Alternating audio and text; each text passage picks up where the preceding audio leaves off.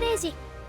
じゃあ始めます。お願いします。轟オートガレージです。我々のじゃあ自己紹介で、1本作っていこうと思います。僕が、この東京ベーシックカークラブ代表の南部と申します。インスタグラムで、ちょっと古い車ですね。ヤングタイマー車って言われる8、90年代ぐらいの車の販売をやってます。イケてる車に乗ってる20代、30代ぐらいの若いオーナーさんの、カーライフを、取材する動画を YouTube に上げてたりだとか Instagram で動画上げてたりだとか、あとここが僕らの活動の拠点なんですけど、世田谷区に、駐車場3台ついてる飲食店やってます。すごいいいお店の雰囲気で。ありがとうございます。で今回のこのチャンネルが、いろんなカーミーティングだとか、カーショーに行ってその様子をお伝えするチャンネルなんですけれども、なんか僕のところにいろんなお誘い来るんですよ。カーミーティングやるんでとか、こんなカーショーあってって。なんかこれを僕が独り占めするのもあれかなっていうので、その様子をお届けする YouTube チャンネルを開設しました。内容的にはインバウンド向け。そうなんですよ。なんかカーミーティングこそお国柄出ると思うんですよ。日本って結構独特な車の文化があって、なんだろうな、こんだけいろんなジャンルの車が走ってるのっておそらく日本が多分トップなんですよね。アメリカだとそれこそ右ハンドルの車がなかなか輸入しにくかったりだとか、あと自国の文化をみたいなのもやっぱり多いんで、こんだけなんていうんですかね、いろんなジャンルの車が走ってる街って多分東京が一番ですし、僕らが売ってる車も国産、アメ車、ドイツ車問わずやってたりするんで、そんな感じのことをご紹介できれば。なんで車のジャンルとかにはとらわれずに面白そうなカーミーティングに突撃取材していく YouTube チャンネルです。サンダーオートガレージ。具体的にどんなイベントとか。なんかもうそれ何でもよくないと思ってて、僕自身も自分の得意なジャンルとか好きなジャンルとかはあるんですけど、なんかそれに限らず、この間だとキャンピングカーがマジ1ミリもアウトドアやらないし、キャンピングカーわかんないんですけど、行ってみたらちゃんと欲しくなったしね。そんな感じで、いろんなジャンルのイベントをご紹介していきます。南部さん自身もいろんな車見て、はい。正直なんていうの、飽きてるというか。あ、そう。飽和状態のところもあると思う。やっぱりうちに入ってくるお車を運転する機会が多くて、大好きな年代ではあるんですけど、さすがにちょっと違うのを見たいなっていう気持ちがあって、この間行ったキャンピングカーなんてマジで本当に触れたこともないぐらいのジャンルだったんですけど、知れば知るだけ面白いじゃないですか、軽キャンパーと。なんかトラックベースなのかバンベースなのかによって車内の使い方が違かったりとか、いろいろあるんですよね。で、この後予定してるイベントとかも、国産旧車だったりだとか、あとは東京にいる割と若めな車オーナーのイベントだったりとか、いろんなイベントに突撃していきます。楽しみですね。なんか俺をワクワクさせてほしいんですよ。すごいですよね。そう、とんでもない趣旨のチャンネルになってる気がするんですけど、俺をワクワクさせてほしいっていうやつ。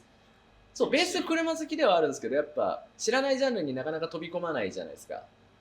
こんなことあんだ、こんなジャンルも面白いねみたいな、ワクワクさせてみてくださいです生意気。轟オートガレージ。南部さん自身のはい車の遍歴じゃないですか。おそういったところを伺えたら。僕めちゃくちゃ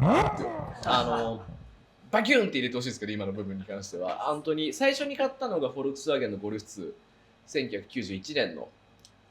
左ハンドルマニュアルっていうちょっと変わったやつの後に、98年のシボレのタホか急にアメ車のでっかいやつになって、でなんかそれに応じて見た目もちょっと変わってくんですよ。金髪坊主にしてみたりとかで、そんな時代あったんですか。あったっす。あれはただあんま似合わなかったなって今見返しても思うっすね。ぜひ見てみて。あんま体もでかくないんで、やっぱこうフルサイズの SUV から降りてくるとちょっと負けてる感じあるんですよね。でそれを売って、ファミリーカーとしてポルシェのマカンかの2015年のやつですね。ちょうど今値段が底値になってるあたりのポルシェを買ってみて、ポルシェって面白いじゃんみたいな。なんかみんな言うじゃないですか、どっかでポルシェみたいな。本当かよと思ったんですけど、とりあえずマカンを買ってみて、これがポルシェっていうことなのかな。でもこれ SUV だからなんかポルシェ感全力では味わえてないなと思って最近買ったのが2002年の911の996型後期ですね。これめちゃくちゃ不遇な待遇を受けている車で、前後の方とかだと左のマニュアルとかだと余裕で1000万超えるんですよ。もう絶対手が届かないような車なんですけど、俺が買ったこの996だけ全然買えちゃう値段で売ってるっていう。なんか顔がブサイクだとか、ポルシェの先般だとか、いろいろあるんですけど、おもろくないですか？なんか2000年代頭の車って。今それこそその当時1000万1500万したような面白い車が100万200万とかで買えちゃう世界。正直メンテナンスとか壊れるっしょみたいなのはあるっちゃあるんですけど、それ差し引いても面白くないっていう。僕94年生まれなんですけど、こう子供の頃に走ってた車って割とこう懐かしみあるじゃないですか。ちょっと上の先輩方の5、60年代ぐらいのアメ車とか見たりとか国産スポーツ見て、うわ懐かしいってなるじゃないですか。で俺ら世代ってもうそのヘリテージカーとかになっちゃうとあんま現実見ないっていうか、キャラクターとかイメージもよく分かってないしっていうので、なんかこう30ちょいぐらいの俺らが今楽しく乗るんだったら、自分たちが子供の頃に走ってた2000年ぐらいのなんかその当時のこう未来感があるというか、なんていうんですかね、なんかバックトゥーザフューチャーの世界じゃないですけど、昔の人が考えた未来感みたいな、絶対いらない人この伝送系みたいなのがバンバンついてた世代の車が不人気ではあるんですけど面白くないと思って、僕もあれ乗ってますし、うちのスタッフも2002年のメルセデスの SL 乗ってたりとか、あともう一人のスタッフが初代の TT ですね、最近買ったりとか。なんかこの年代今僕らの中で勝手に流行ってて、でももうヤングタイマー次世代っていう感じでなってくっすかね、わかんない。なんかこのまんまみんながそっちに面白いねって思ってくれたらいいんですけど、国内だと若干そういう空気感あって、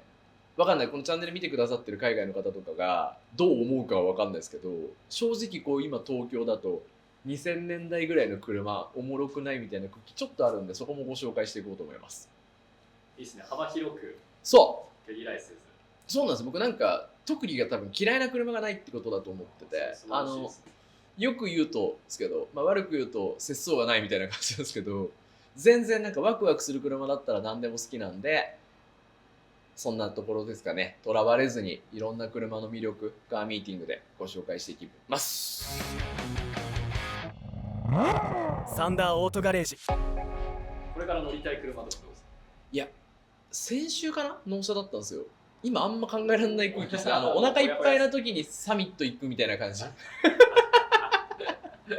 あんま何も食いたくないみたいな状態なんで、まだしばらくはあれですね。ただうち今もう家族車がなくなっちゃったんですよ。2ドア3ドアのマニュアル左ハンドルしか今家にないんで、正直やっぱりちょっと不便なんですよ。なんで割とこう同じ年代ぐらいで楽しい SUV かなんかをファミリーカーとして買おうかなっていうのは企んでるんですけど、そうですね、車が増えていきますね。本当に楽しいですね。楽しいんですよ。もう車以外何にも金使ってないんで車ばっか買っちゃうんですね。俺しかも車売った金で車買ってるんですよ。回してるっていう。なんか永久期間みたいな。いいですね。そうなんですよ。今月なんだよ俺だから車買おうみたいな、そんな感じですね。そういう意味では羨ましい人生。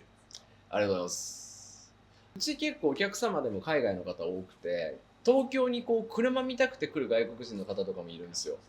それこそ大黒とか、渋谷のスクランブル交差点とかもそうですし、なんかそういうカースポットみたいなところもご紹介できたらいいですよね。やりたいですね。やりたい。でなんかその東京の街を超美しく紹介してるみたいな海外のチャンネルとかはあるんですけど、ぶっちゃけマジで東京ストリート車ってどんな感じなのの実態みたいなのってあんま出てない気がするんですよ。でカーミーティングもあんまりその海外向けにご紹介とかできてないんですけど、皆さん知らないだけでめちゃくちゃ面白いカーミーティング東京日本にはあるんで、コンプラの許す範囲で。そうですね、はい。いろいろ連れて行っていただきながら皆さんにご紹介していきたいと思います。それではお願いします。よろしくお願いします。お願いします。サンダーオートガレージ。